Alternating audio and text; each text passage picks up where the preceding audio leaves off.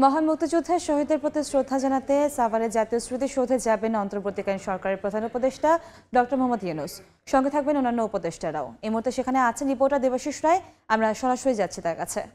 স্মৃতিসৌধে আপনারা লক্ষ্য করছেন এরই মধ্যে গেল রাতে বঙ্গভবনে শপথ গ্রহণ করেছেন অন্তর্বর্তীকালীন সরকারের প্রধান উপদেষ্টা সহ অন্যান্য যে 16 জন উপদেষ্টা নির্ধারণ করা হয়েছে তার মধ্যে 13 জন উপদেষ্টা এরই মধ্যে শপথ গ্রহণ করেছেন অন্তর্বর্তীকালীন সরকার পরিচালনার জন্য।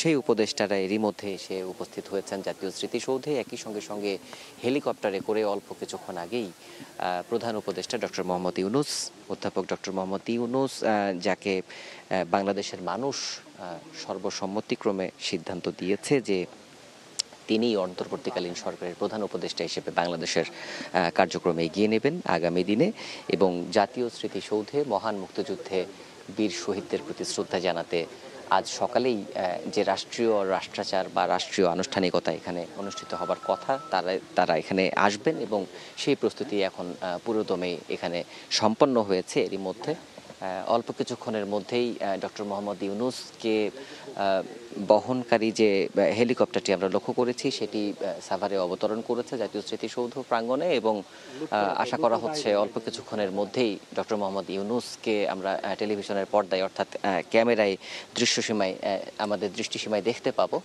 এখানে তিন বাহিনীর সশস্ত্র যে সালাম জানানো হবে সেই প্রস্তুতিও এখানে সম্পন্ন করে রাখা হয়েছে। এছাড়া যেহেতু এটি একটি সর্বোচ্চ রাষ্ট্রীয় আনুষ্ঠানিকতা, সেখানে নিরাপত্তা সহ অন্যান্য যে রাষ্ট্রাচারগুলি থাকে সেগুলোর সবগুলো প্রস্তুতি কিন্তু এরই মধ্যে শেষ করা হয়েছে। আপনারা জানেন যে ছাত্র জনতার বিপ্লবের মধ্য দিয়ে বাংলাদেশে সাবেক প্রধানমন্ত্রী শেখ হাসিনা ক্ষমতা থেকে ছাড়ার পরে তার পতনের পরে, তার সরকার পতনের পরে যে আসলে প্রতিক্রিয়াটি বাংলাদেশে দেখা গেল সেটিও আসলে নতুন ইতিহাস গড়েছে। ছাত্র জনতার বিপ্লবের পর যে নবগঠিত সরকার গঠন করা হলো আগামীর বাংলাদেশ পরিচালনার জন্য, সেই অন্তর্বর্তীকালীন সরকারের সদস্যরা প্রধান উপদেষ্টা সহ তারা বঙ্গভবনে শপথ নিয়েছেন রাষ্ট্রপতি মোহাম্মদ শাহাবুদ্দিনের কাছে, এবং এর মাধ্যমেই কিন্তু তাদের যে রাষ্ট্রের যে দায়িত্বভার গ্রহণ এবং রাষ্ট্রকে সামনের দিকে এগিয়ে নিয়ে যাওয়া, সেই কাজগুলো কিন্তু শুরু হয়েছে আনুষ্ঠানিকভাবেই, এবং সেই আনুষ্ঠানিকতার অন্যতম একটি অংশ হিসেবে অর্থাৎ গুরুত্বপূর্ণ রাষ্ট্রাচার হিসেবেই কিন্তু জাতীয় স্মৃতিসৌধে ডক্টর মোহাম্মদ ইউনূস প্রধান উপদেষ্টা সহ তার পুরো যে উপদেষ্টা পরিষদ তারা এখানে উপস্থিত হয়েছেন জাতির বীর শহীদদের প্রতি শ্রদ্ধা জানিয়ে তাদের রাষ্ট্রীয় কার্যক্রম শুরু করতে। এই কার্যক্রমটি পুরোটি আসলে সম্পূর্ণভাবে যাতে নিখুঁতভাবে রাষ্ট্রাচারে এটি সম্পন্ন করা যায় এরই মধ্যে কিন্তু সব ধরনের সেই প্রস্তুতিগুলো নেওয়া হয়েছে।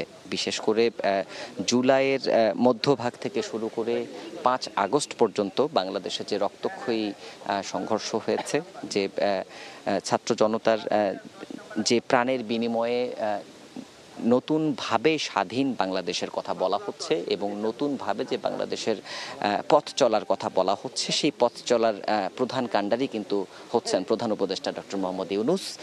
প্রখ্যাত নোবেলজয়ী এই অর্থনীতিবিদ আগামী দিনে বাংলাদেশকে একটি নতুন পথরেখা দেবেন এবং বাংলাদেশকে আরও সমৃদ্ধির পথে এগিয়ে নেবেন, এমনটি কিন্তু আশা করা হচ্ছে সব পর্যায় থেকেই, এবং তার সঙ্গে তার সরকারকে সহায়তা করার জন্য গঠন করা হয়েছে যে অন্তর্বর্তীকালীন সরকারের পুরো কাঠামোটি, সেই কাঠামোটিতে কিন্তু লক্ষ্য করা গেছে 16 জন উপদেষ্টাও তাকে সহায়তা করবেন। এবং এর মধ্যে আপনারা জানেন যে বৈষম্য বিরোধী যে আন্দোলন ছাত্ররা করলো, সেই ছাত্রদের পক্ষ থেকেও কিন্তু 2 জন প্রতিনিধি সরকারে থাকছেন উপদেষ্টা হিসেবে, এবং তারাও ডক্টর মোহাম্মদ ইউনূসকে সহায়তা করবেন আগামীর বাংলাদেশ কিভাবে পরিচালিত হবে সেই বিষয়গুলো তারা সমন্বয় করবেন প্রখ্যাত অর্থনীতিবিদ ডক্টর মোহাম্মদ ইউনূসের সঙ্গে। একই সঙ্গে যেহেতু এটি একটি বড় দায়িত্বভার এবং এই দায়িত্বগুলো আগামী দিনে আরও বেশি স্পষ্ট হবে, পোর্টফোলিও অর্থাৎ কে কোন মন্ত্রণালয় এবং কে কোন দায়িত্বগুলো, কোন উপদেষ্টারা সেই দায়িত্বগুলো পালন করবেন,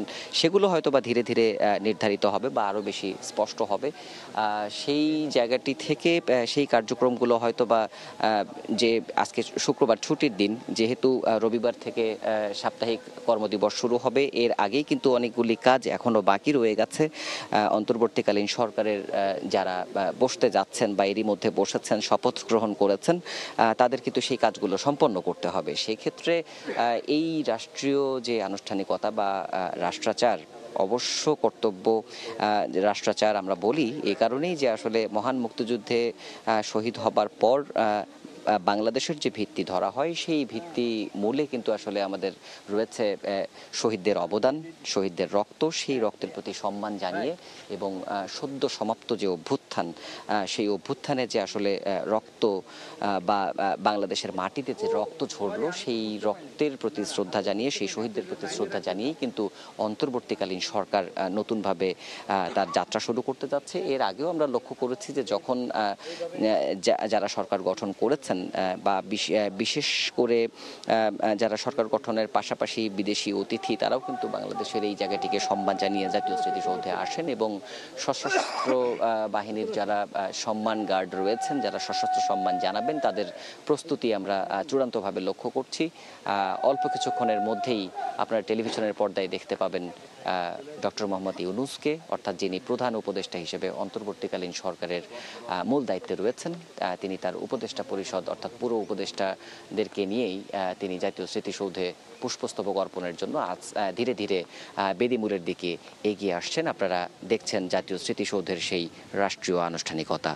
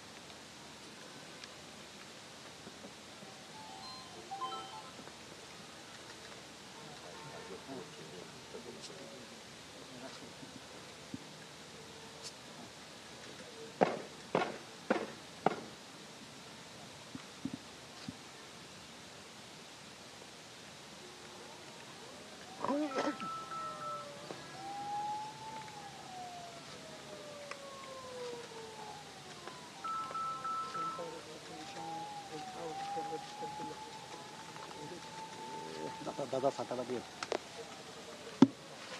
নিচে নিচে নিচে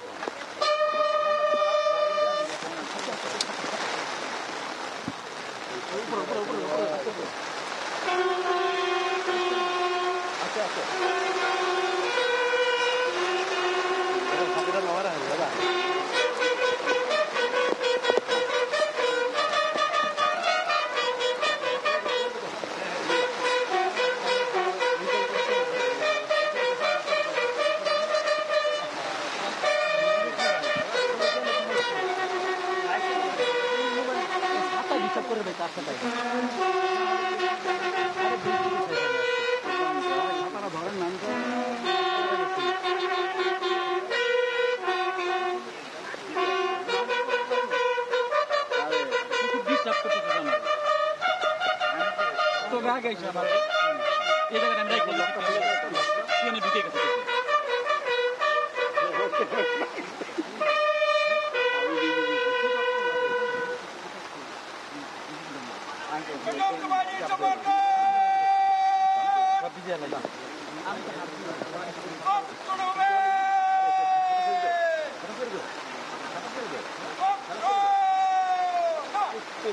পুরো পানিটা করতে হবে ক্যামেরার মধ্যে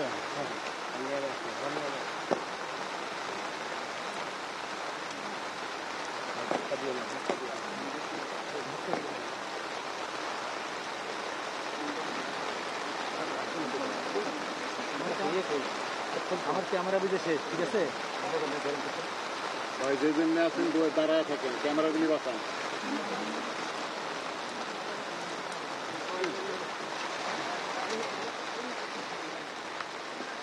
দাদা দাদা একটু নামা দেন দাদা একটু নামা দেন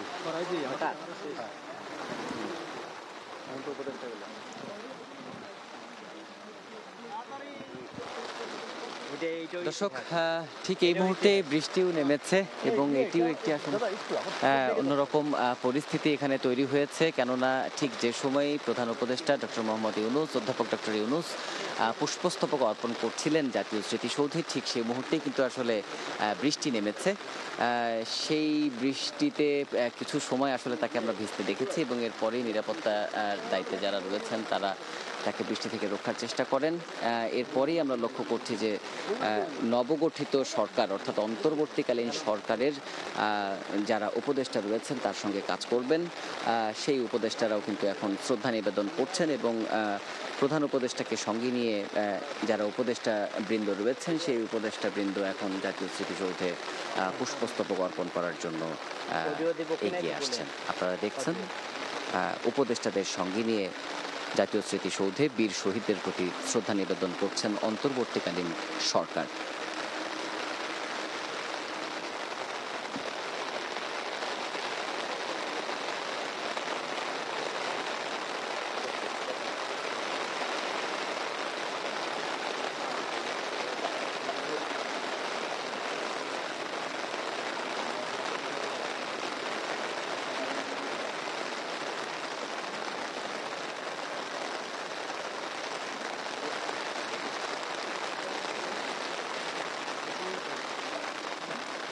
আমি কি লাইভ আছি গেল মাসের মাঝামাঝি থেকে যে পরিস্থিতিটি বাংলাদেশে তৈরি হলো, ছাত্র জনতার কোটা সংস্কার আন্দোলনকে কেন্দ্র করে সাধারণ মানুষের যখন সেখানে ব্যাপকভাবে সমর্থন লক্ষ্য করা গেল এবং যে এই সংঘর্ষ বা এই আন্দোলনকে কেন্দ্র করে যে ধরনের সংঘর্ষ ঘটেছে বাংলাদেশে, যে ধরনের অস্থিতিশীল পরিস্থিতি তৈরি হয়েছে দেশ জুড়ে, সেই অস্থিতিশীল পরিস্থিতির একটি সমাপ্তি বা এক ধরনের প্রশান্তি যদি বলা যায় তাহলে কিছুটা সেই বৃষ্টি এই মুহূর্তটিতে, এই ঐতিহাসিক এই মুহূর্তটিতে সেই বৃষ্টি কিন্তু সেটিও অনেকটি স্মরণ করিয়ে দেয় যে কিছুটা শান্তির বার্তা ছড়িয়ে দিল সেই বৃষ্টিটি। এবং এরপরেই আমরা লক্ষ্য করছি যে এখানকার যে আনুষ্ঠানিকতা রয়েছে ঠিক এই মুহূর্তে বৃষ্টি কিছুটি কমেছে এবং শ্রদ্ধা নিবেদনের পর এখানকার যে আনুষ্ঠানিকতা রয়েছে সেই আনুষ্ঠানিকতা অনুযায়ী এখানে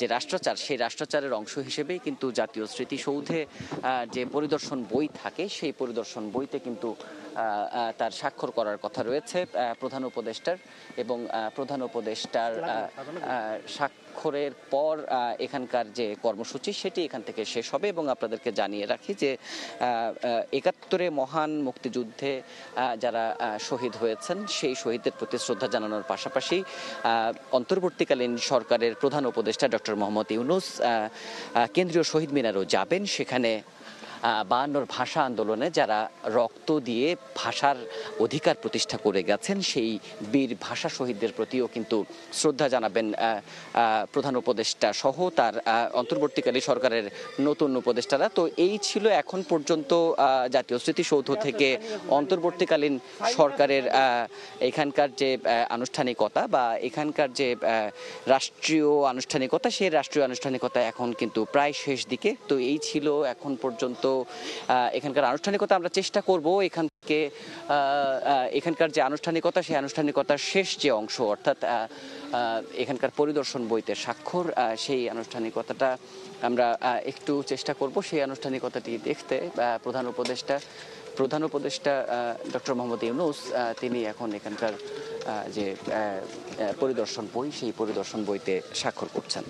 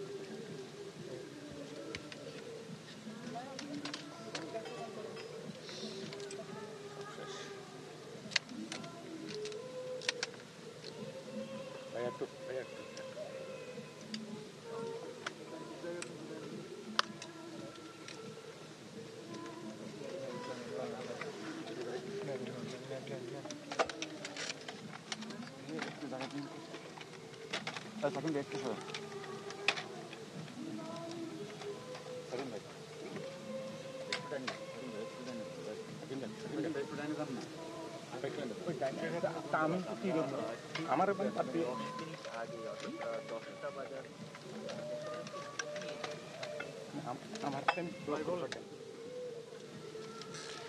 এই মুহূর্তে যারা টেলিভিশনের পর্দায় আছেন তারা নিশ্চয়ই দেখতে পাচ্ছেন অন্তর্বর্তীকালীন সরকারের প্রধান উপদেষ্টা ডক্টর মোহাম্মদ ইউনূস জাতীয় স্মৃতিসৌধে মহান মুক্তিযুদ্ধের শহীদদের প্রতি শ্রদ্ধা জানানোর পর এখানে যে পরিদর্শন বই রয়েছে, সেই পরিদর্শন বইটি রীতি অনুযায়ী তিনি শ্রদ্ধা নিবেদন করেছেন। তিনি রীতি অনুযায়ী সেখানে তার পরিদর্শনের পর তার মন্তব্য লিখছেন এবং সেই মন্তব্যের লেখার পর মাধ্যমেই কিন্তু এখানকার যে রাষ্ট্রীয় আনুষ্ঠানিকতা সেটি শেষ হবে এবং আমরা চেষ্টা করব যে তিনি মন্তব্যে কী লিখেছেন সেটি সংগ্রহ করার সেই চেষ্টা আমাদের থাকবে। কেননা আমি এর আগেও আপনাদেরকে বলছিলাম যে ছাত্র জনতার অভ্যুত্থানের মধ্য দিয়ে শেখ হাসিনা সরকারের এক ধরনের ইতি ঘটেছে বাংলাদেশে এবং একটি সমাপ্তি ঘটেছে একটি শাসনের। সেই সমাপ্তির পর বাংলাদেশের এখন যাত্রা, সেই যাত্রা কেমন হবে সেটি কিন্তু অনেকটাই নির্ভর করবে এই অন্তর্বর্তীকালীন সরকার যারা গঠন করেছেন তাদের ওপরে। তারা বাংলাদেশকে নতুনভাবে গড়তে, স্বাধীনতার স্বাদ, স্বাধীনতার সুফল প্রত্যেকটি মানুষের ঘরে পৌঁছাতে তারা কিভাবে কাজ করবেন সেটি নিয়ে নিশ্চয়ই তারা কাজ করবেন। সেগুলি কিন্তু আসলে একটি এখন বড় বিষয় হয়ে দাঁড়িয়েছে। খুব সম্ভবত অধ্যাপক ডক্টর ইউনূস এখানে গণমাধ্যম কর্মীদের সঙ্গে কথা বলবেন। আমরা চেষ্টা করছি তার বক্তব্য রেকর্ড করার জন্য এবং আপনাদেরকে তার অনুভূতি জানানোর জন্য।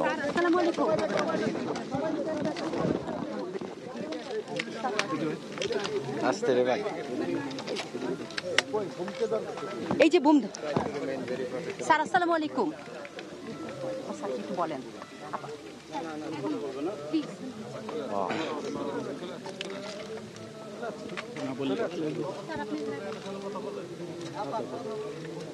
ফোনে তো গেলেন, ভাস্কর কিছু বললো না। প্রধান উপদেষ্টা যে এখানকার কর্মসূচি ছিল, বিশেষ করে জাতীয় স্মৃতিসৌধে শ্রদ্ধা নিবেদনের, সেই কর্মসূচি এরই মধ্যে শেষ হলো এবং এখানে উপস্থিত যে সামরিক বেসামরিক কর্মকর্তারা, তিন বাহিনীর প্রধান সহ পুলিশ বাহিনীর প্রধান, এর পাশাপাশি নৌ, বিমান ও সেনাপ্রধান তারাও উপস্থিত ছিলেন। এর পাশাপাশি আপনাদেরকে জানাতে পারি যে এখানকার যে ঊর্ধ্বতন সামরিক বেসামরিক কর্মকর্তারা এখানে উপস্থিত উপস্থিত ছিলেন তাদের সঙ্গে কুশল বিনিময় করে তাদের কাছ থেকে বিদায় নিয়েই কিন্তু এখন আবারও ঢাকায় ফিরে যাবেন প্রধান উপদেষ্টা ডক্টর মোহাম্মদ ইউনূস। তিনি হেলিকপ্টারে ঢাকায় ফিরবেন। এরপরে আপনাদেরকে যেমনটি জানাচ্ছিলাম যে তার আজকের কর্মসূচি হিসেবে দ্বিতীয় কর্মসূচি রয়েছে কেন্দ্রীয় শহীদ মিনারে। সেখানে তিনি ভাষা শহীদদের প্রতি শ্রদ্ধা নিবেদন করবেন। এই মুহূর্তে আমরা যে পরিস্থিতিটি লক্ষ্য করলাম, এখানকার রাষ্ট্রীয় আনুষ্ঠানিকতা প্রায় শেষ দিকে। এখন ডক্টর মোহাম্মদ ইউনূস এখান থেকে বিদায় নিচ্ছেন এবং তার সঙ্গে সঙ্গে যারা উপদেষ্টারা রয়েছেন তারাও এখান থেকে এখন বের হয়ে যাবেন। জাতীয় স্মৃতিসৌধ থেকে শ্রদ্ধা নিবেদনের পর্ব শেষ হয়েছে। বেসামরিক এবং সামরিক ঊর্ধ্বতন কর্মকর্তারা যারা রয়েছেন তারা প্রধান উপদেষ্টা সহ উপদেষ্টাদের বিদায় জানাচ্ছেন। তো এই ছিল এখন পর্যন্ত অন্তর্বর্তীকালীন সরকারের প্রধান উপদেষ্টা সহ অন্যান্য উপদেষ্টাদের জাতীয় স্মৃতিসৌধে শ্রদ্ধা নিবেদনের আমার কাছে থাকা সবশেষ তথ্য। মহান মুক্তিযুদ্ধে শহীদদের প্রতি সাভারে জাতীয় স্মৃতিসৌধে শ্রদ্ধা জানিয়েছেন অন্তর্বর্তীকালীন সরকারের প্রধান উপদেষ্টা ডক্টর মোহাম্মদ ইউনূস এবং অন্যান্য উপদেষ্টারা।